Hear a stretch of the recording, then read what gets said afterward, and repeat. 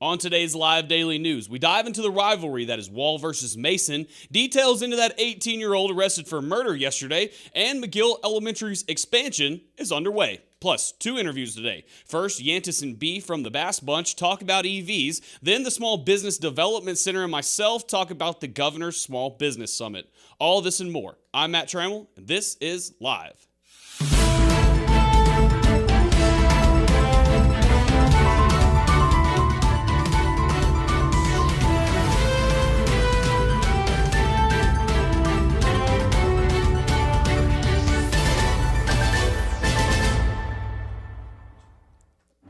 But before we get into the news, hey small business owners and entrepreneurs, the Governor's Small Business Summit is coming to San Angelo on October 19th. This event brings together resource providers and subject matter experts to provide key insights on critical business topics. Connect with the resources needed to start, strengthen, and grow your business at the Governor's Small Business Summit, San Angelo. Register now at gov.texas.gov/events. That's gov.texas.gov/events. Now, on to the news. We start the show today with details from yesterday's 18-year-old murder suspect who was booked into the Tom Green County Jail. Christopher Lopez has been arrested by the Tom Green County Sheriff's Office after he allegedly shot and killed Jacob Hernandez on August 7th, 2023. San Angelo police responded to the 600 block of East 34th Street for the shooting victim that night. Police discovered Jacob Hernandez lying dead in the street from gunshot wounds. After canvassing the neighborhood, the Instagrams and text messages and witnesses, police zeroed in on Lozano. The tipping point came from a previously unknown witness who led police to Lozano's co-defendant, Nicholas Martinez. For more details on this shooting, check it out on SanAngeloLive.com. In other big news, the ground has been broken for Migel Elementary. If you remember, we told you back in March that the San Angelo ISD School Board voted to merge elementary schools. With that, the school was approved for a $13.5 million expansion permit. It is unknown when the project will be complete, but yesterday was the official start with the groundbreaking. Moving into weather, today is a beautiful day in the Concho Valley. Currently outside, temperatures are sitting in the lower 90s. Expect that trend to continue into tomorrow night under the Friday night lights. There's no rain for their 7-day lookout, so folks keep praying because we're going to need it. And of course, come back every day for your local weather update. And finally, tomorrow is the big day. Every year, people in Wall and Mason circle the calendar for the Rivalry Weekend. We have head coach Houston Guy on the show ahead of the big matchup, but first, a message from the Bass Bunch. Do you have a child with special needs? Well, we have a special day of fun just for you. It's the Fall Festival for Children with Special Needs, sponsored by Jim Bass Ford and San Angelo Live. Join us at Jim Bass Ford Thursday, October 26th from 4:30 to 6:30 p.m. for games, prizes, refreshments, and candy. Free for children with special needs and their families. The 2023 Fall Festival at Jim Bass Ford at the corner of Houston Hart and Arden Road. Don't miss it. The number 4 Wall Hawks prepare for a battle with their longtime rival, the Mason Punchers, this Friday. I went out to Wall's practice this week to speak with head coach Houston Guy about the Hawks season so far, the win over Peaster, and what he expects from the Punchers this week. Let's watch. All right, joining me is Coach Houston Guy, head coach of the Wall Hawks, coming off their bye week, going to play an all-time rival this Friday in the Mason Punchers. Coach, how are you feeling today? I'm feeling good. We've had a really good week of practice so far. We had a bye week last week where we were off, and so we got a chance to get a little bit healthier, rest a little bit, and kind of get prepared for Mason for this week. So in that off week, of course, like y'all stayed pretty healthy across the board.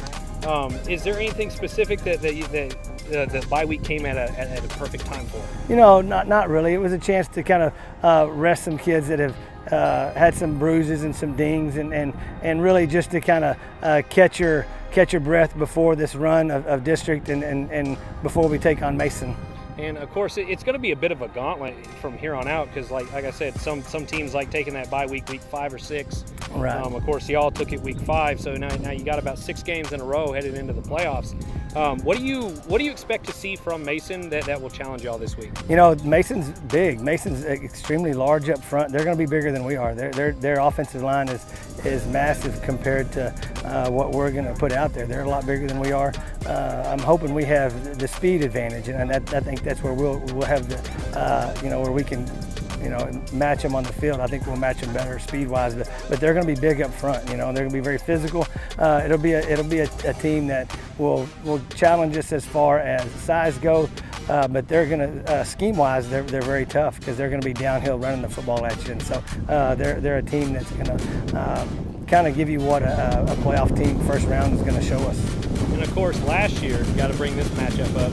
This was the game where the center quarterback exchange, and you put the ball on the turf, 6 or 7 times. Has that been a point this week, saying, hey, we will not do that again this year? It was 10 times, and we were lucky to come out of that game with the win. And we've emphasized, the turnovers, just the holding on the ball security. Those are all the things that I think we've cleaned up, and hopefully these guys have taken that at heart, and they've done a good job so far. And of course, in that game, Gunnar Dillard was still a very young quarterback at that point.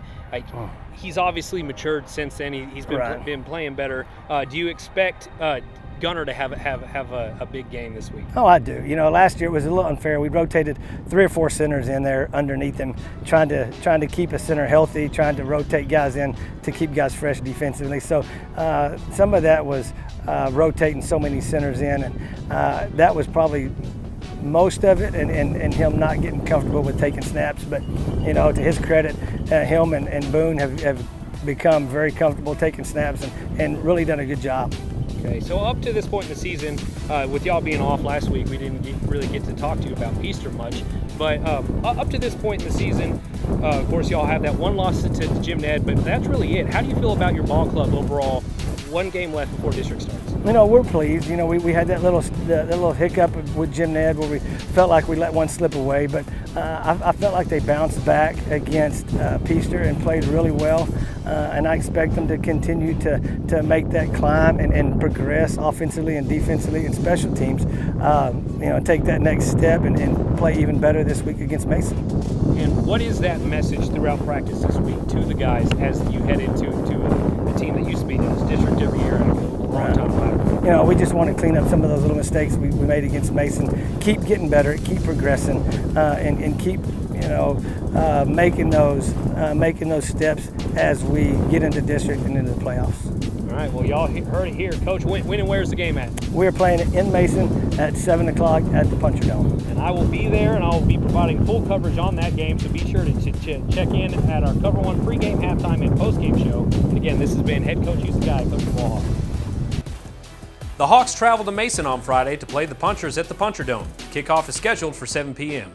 It'll be a good one, so come out and support the Hawks. And of course, for more sports around the Concho Valley and beyond, be sure to check in every day at sanangelolive.com/sports.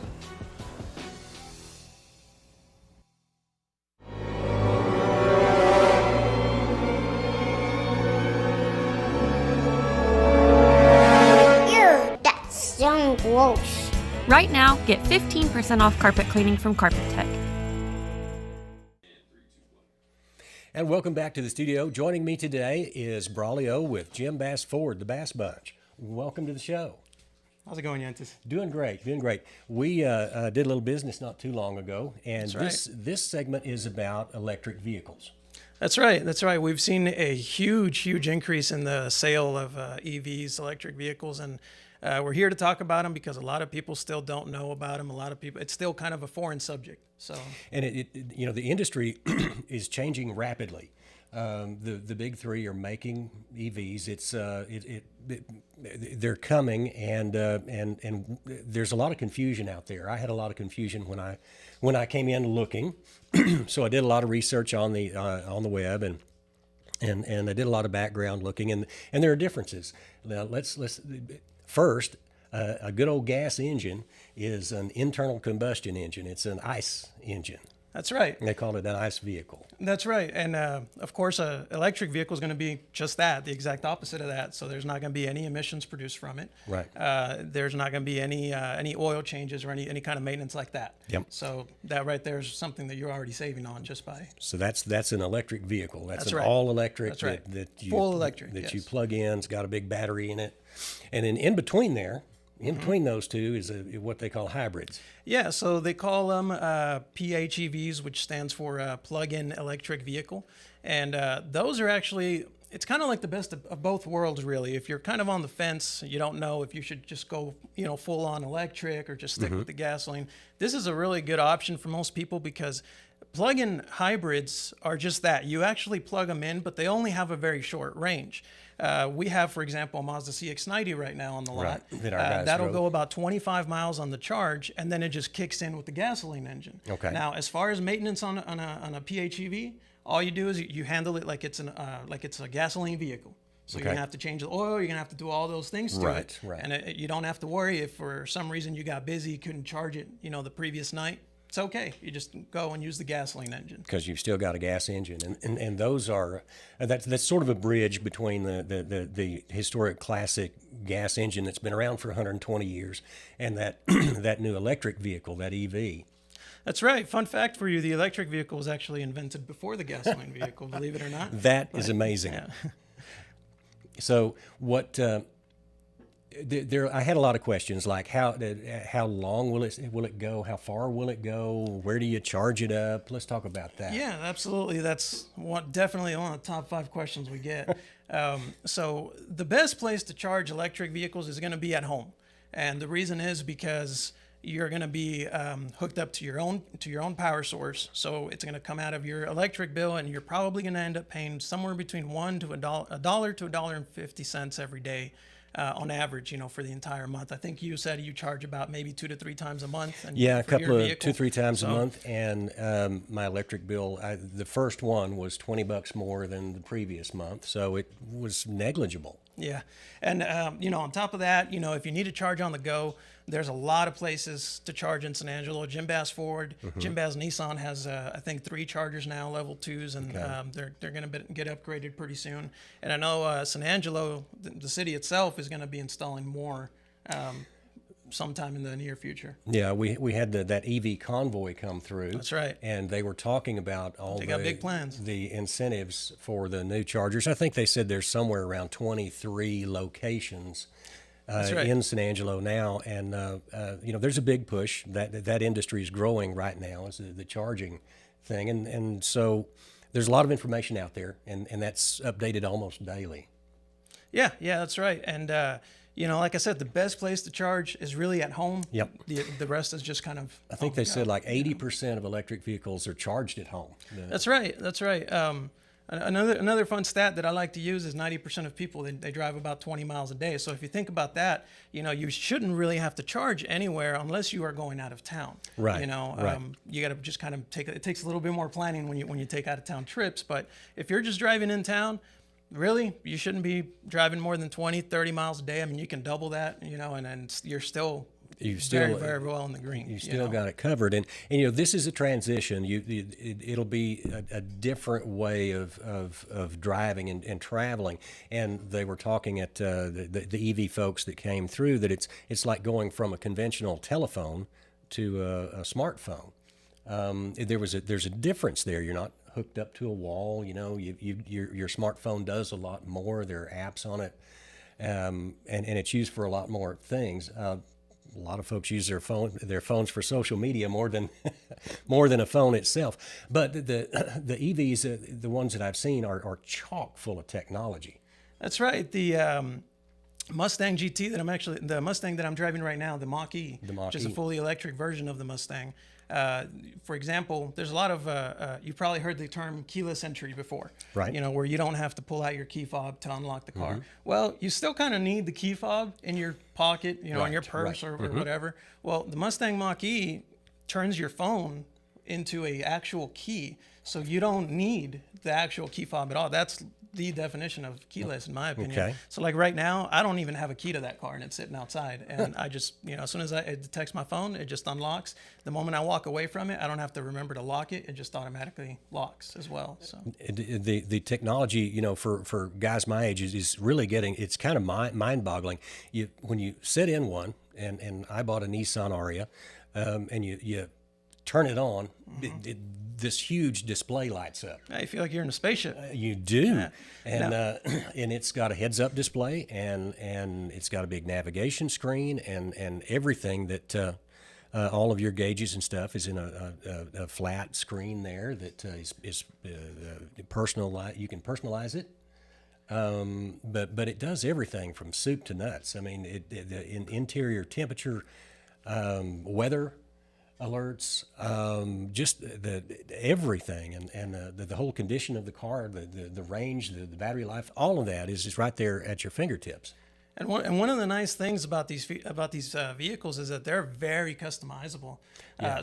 And what I mean by that is, if you're somebody that's not very tech savvy, and you don't like all of that technology, you just want to keep some features, you want to cherry pick which ones you get. Right. You can actually go in there and program the vehicle to your liking, to the way that you drive, the way that you like the vehicle to operate, where you want each button to be, and stuff like that. Yeah. And you don't have to use, for example, there's a hands-free technology that Ford has right now. It's very popular. It's called Blue Cruise. If you don't like that, there's still a lot of people that are just not comfortable with it. Right. I've been using it this whole time, and I promise you it's 100% safe. But if you don't like it, you can turn it off and just use regular cruise control. So you can actually drive the car with the steering wheel, and you can park yourself. That's right. That's right. Well, and it does have those features that assist you in that, and you're right. Some people will be comfortable with that, and some won't. Now, let's talk about the kind of person that would look to buy an EV. What would an EV be a viable purchase for them? Well, definitely somebody. Remember, I said earlier, 90% of people drive 20 miles a day. Me and myself, myself included. So I live in the Southland area. I go to Jim Bass. I don't even drive 20 miles a day. Right. Even I can add a trip to the store. Go run an errand, and usually I still don't drive more than 25, 30 miles a day. Yeah. So that would be a perfect candidate for a plug-in hybrid. That would be a perfect candidate as well for just a regular electric vehicle, because if you get an electric vehicle, you're like never going to have to spend another dollar on gas. I haven't been to a gas station yet. There you go. So you're a walking example, Yantis. And there are other, I get questions about, well, what would you do if you ran out of gas on the highway? I mean, if you ran out of electricity on the highway. And my response is, you do the same thing you do if you run out of gas. You call somebody. That's right. Yeah, they have roadside assistance, just like if you were to, get into an accident, or if you were to run out of gasoline, in your gas vehicle, you do the exact same thing. But I'll go further than that and say that I'm not the kind of person that would run out of gas. Yeah, exactly. And the app helps me know how much range I've got left, and I think there are two types of people in this world: those that'll ride on E for as long as it'll go, and then those that will fill up when they have 3/4 of a tank. And I think the EV is one of those that's going to help you be one of those that never lets it run out of gas, or run out of charge. That's right. One of the very important things to remember about EVs is, unlike gasoline vehicles, when they tell you have 0 miles to empty, in a gasoline vehicle, that you still have 10, 15 miles to go. Yeah, you fudge a little bit. I'm one of the ones that never likes to get there, but but if I know that if I do, I got that. Now on an EV, it's a little bit different, and again, this is just something that we got to get used to with the times changing. But if it says you have 1 mile to empty, you better start finding a nice cozy spot on the side of the highway because it's going to stop. Yeah, you got to make sure that you keep it above preferably 15-20% every and time. I think that from my experience that it's so easy to plug in at home. It really is. It's just part of what you do when you get home. I don't do it every day, but I know when I'm down to 1/4 of a charge, I'm going to plug it in and leave. Yeah, and you don't have to plug in every day. I No. mean, that would be the equivalent of you gassing up your vehicle at the gas station every Right. night before you went home. Right. You don't have to do it every single night. So. Well, that's again, rapid changes to the industry. You guys are going to see it, and we're going to walk through this. And this is just the first installment talking about the difference between ICE vehicles, the traditional gas and diesel engines, and those fully electric vehicles and the hybrids out there too. So, B, thanks for being here. Thank you, Hansis. And we Pleasure. will talk to you again soon. All right. Thank you. We'll go back to you guys. The 2023 Nissan Altima can accelerate your life with a thrilling performance, a style that is elevated, and all the technology you should ever need. Now is the time to get behind the wheel of a new Nissan Altima. And right now, you can get $4,000 off MSRP. At these savings, they won't last long. Don't wait. Come to Jim Bass Nissan, Houston Hart at Arden Road, or shop 24/7 at bassbunch.com. Recording 3, 2. And welcome back to the show. Today I have two very special guests with us. Not just one, I got two. It is Elizabeth and Desiree from the Angelo State University's Small Business Development Center. What a mouthful, but I got it all out, guys. How are you guys doing? We're doing great today. Thank you so much for having us on the show. Absolutely. Yeah, so you guys wanted to come on because you are playing a big role in the upcoming business summit for the governor's office. So Yes. let's talk about that a little bit. Elizabeth, we'll start with you first. When and where is this thing? It is going to be October 19th, 8 to 1:30 p.m. Registration opens. Right now, you can register online, and then the event day of will start accepting attendees at 7:45 in the morning. It's going to be at the McNeese Convention Center, again from 8 to 1:30. Perfect. And Desiree, what should people expect, I guess, when they show up? Is it going to be meetings? Is it going to be kind of one-on-one? What should people expect? More of a training environment. Our goal is to showcase some local entrepreneurs and local experts in small business management and challenges to bring actionable information to our local businesses. I mean, the goal is really networking, so you're going to see a few panels. So we'll have 3 or 4 panels throughout the day, all with different speakers who have different knowledge and expertise on certain topics, and really just an opportunity to kind of immerse yourself in working on your business instead of in your business for the day. Yeah, and I mean, I guess that's kind of crucial because sometimes when you start maybe a small business or you start a new business for yourself, some people may get, I guess, overwhelmed. Is that kind of how you guys are trying to approach this thing on how to make people succeed, I guess? Yes, absolutely. And it's a chance to not only meet a lot of great people, but learn a lot of great topics. We have accounting, we have addressing small business challenges, we have marketing and social media, which is great, as well as finding funding and grant opportunities. And then there's also going to be some local, state, and federal resources available there. We're going to have a lot of vendor booths, just to get more great information and contacts. What do you think is the hardest thing about, I guess, right now in the world we're living in, whether that be the economy or even just the times that we live in with technology and everything? What is the hardest thing about starting a new business?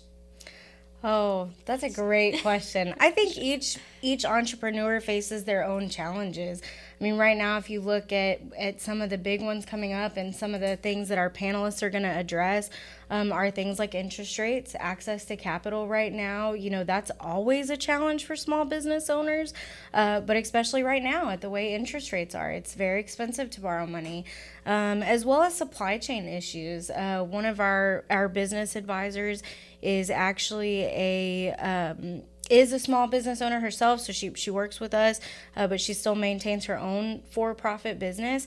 And one of the things that she's referred to many times is, and that we've kind of adopted in the office, is this idea of long COVID. You know, we're still seeing effects from shutdowns, even though it's now, you know, everybody's really on a day-to-day basis back to life, but things are still moving. Yeah, the dollar has yet to catch up since everything that's going on. And I know you guys are very play a big role in the San Angelo's business competition plan, which I had Nora on last week, and we talked about kind of things are wrapping up there. And do you think that most of those people will benefit off this as well?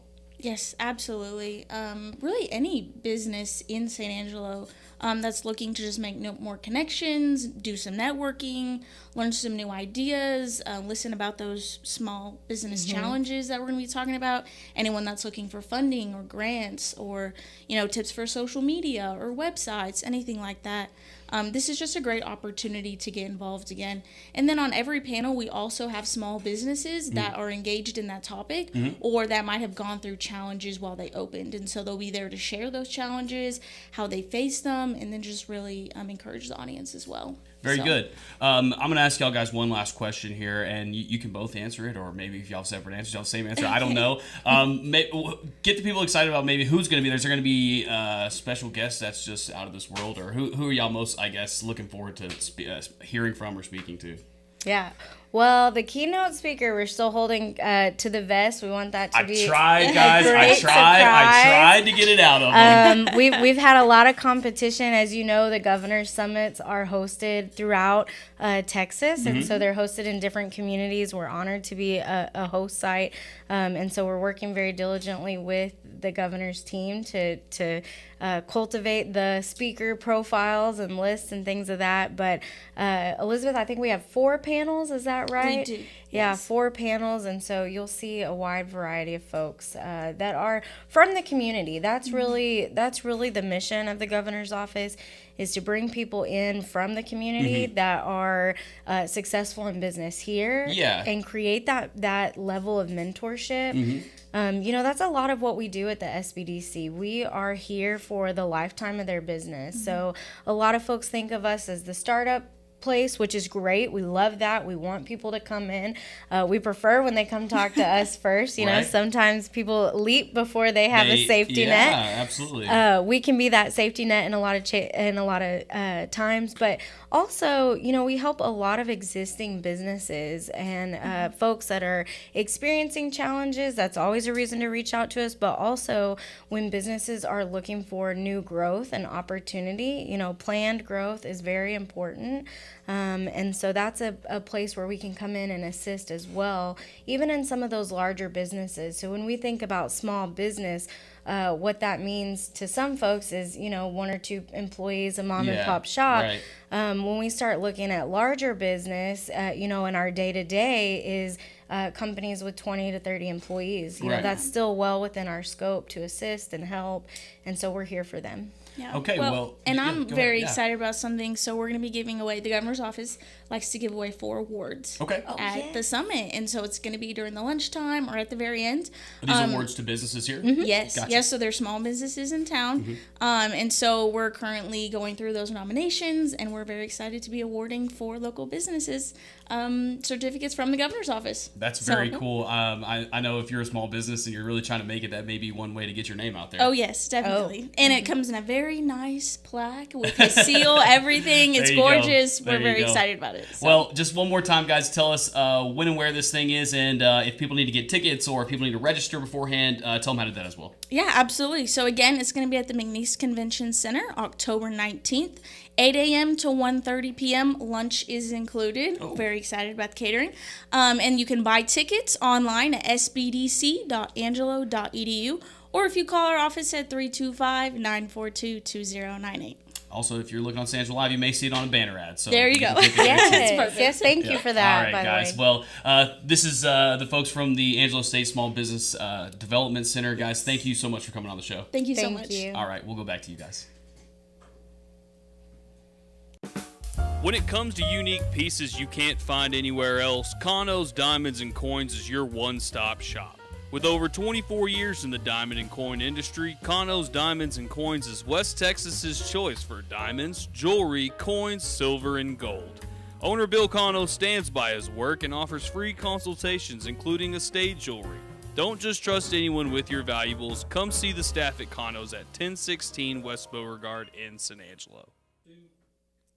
What a show to end the week. This is going to be the end for the live daily news show for the week. But come back tomorrow. Cover One Football is back, where we're going to have a pregame show with everything from interviews from players, interviews from coaches, and talk about all the games. And then we'll have a halftime show to keep you up to date, and that one will be kind of short. And then an extended version of a postgame show to wrap up the night. So make sure you tune in. Of course, those will be at 4, 8, and 10 o'clock, or relative to when, of course, those halftimes and postgame happen. For everybody here at the live daily news team, I'm Matt Trammell. We will see you guys then.